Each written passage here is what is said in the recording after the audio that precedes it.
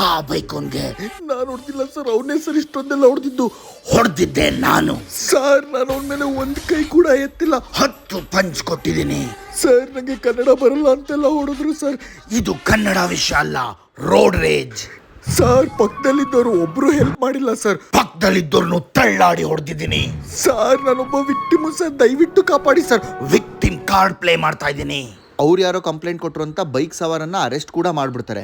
ಮಾಡಲಿ, ತಪ್ಪಿದರೆ ಶಿಕ್ಷೆ ಕೊಡಲಿ, ಅದು ಬೇರೆ ವಿಚಾರ. ಆದರೆ CCTV ಫುಟೇಜಲ್ಲಿ ಅವನು ಯಾವ ರೀತಿ ಹಲ್ಲೆ ಮಾಡಿದ್ದಾನೆ ಅಂತ ಗೊತ್ತಾದ ಮೇಲೂ ಸಹ ಆ ಶೀಲಾದಿತ್ಯ ಬೋಸ್ನ ಅರೆಸ್ಟ್ ಮಾಡೋದಿರಲಿ, FIR ಅಲ್ಲಿ ಅವನ ಹೆಸರು ಹಾಕೋದಕ್ಕೆ ಕೂಡ ಹಿಂದೆ ಮುಂದೆ ನೋಡ್ತಾರೆ.